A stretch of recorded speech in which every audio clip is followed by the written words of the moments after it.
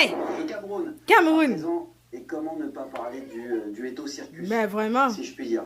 Impossible. Le but n'est pas de critiquer le joueur, qui aurait pu aussi faire partie de ce plateau largement. Là, au moment où on se parle, on a un sélectionneur qui n'est plus là, Marc Brice, qui a été remplacé par un homme.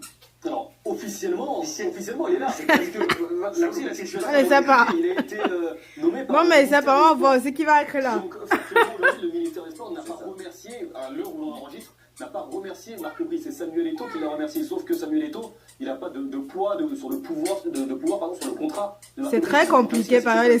C'est dire à quel point c'est quand même, pardon, c'est le bordel au Cameroun.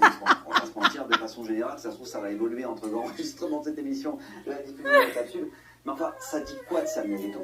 Est-ce que Samuel Eto'o n'est pas un épouvantail pour cette fédération et pour cette équipe camerounaise? De toute façon, quand c'est dur hein, comme question, je sais. C'est très compliqué au au Cameroun, mais c'est comme ça. Comme président, quand tu sais quel joueur c'était, la personnalité, l'ego, l'importance, forcément ça a un impact sur la sélection. C'est une évidence. Après, à quel moment ça devient un problème, à quel moment c'est un avantage?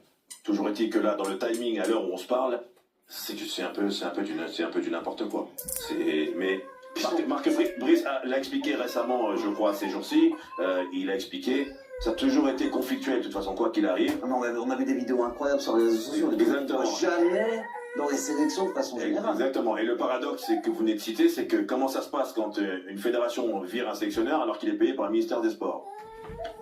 Quid? Qui aura le dernier mot? Il y a un contexte politique. Samuel Eto'o a été réélu à la tête de la présidence de la fédération du Cameroun, donc il a pris cette décision-là. Et puis attention, les joueurs, ils ont pris cher. Hein. Ciao Onana, ciao Vincent Aboubakar, légende de la CAN, t'avais commenté son but victorieux en 2017. C'est ça. Est-ce que c'est pas une liste règlement de compte tout ça? Honnêtement, c'est dur à analyser. Franchement, c'est dur à analyser. Il y a des joueurs comme Tchatchoua aussi, latéral droit de Wolverhampton qui n'est pas là. André-Franck Zambanguissa, lui, est blessé, donc finalement, il ne fait pas partie, je trouve, de cette liste, entre guillemets, règlement de compte, si c'est une liste règlement de compte. On se souvient que Onana avait eu quelques difficultés comportementales lors de la Coupe du Monde au Qatar. C'est vrai qu'il avait quitté le groupe. D'ailleurs, il a profité d'un passage sur les réseaux pour régler ses comptes avec Samuel Eto'o récemment. Donc, c'est une question, sincèrement, c'est difficile. Moi, ce que je note, c'est que Samuel Eto'o, quelques heures après sa réélection en tant que président de la fédération, et 2 jours avant la publication de la liste de la fédération camerounaise, il disait « Aucun joueur ne sera au-dessus du Cameroun. C'est clair. Celui qui veut défendre le maillot devra accepter que le Cameroun est Au-dessus de lui, mais c'est clair. J'ai l'impression qu'il est au-dessus du Cameroun un petit peu dans son attitude. Mais peut-être...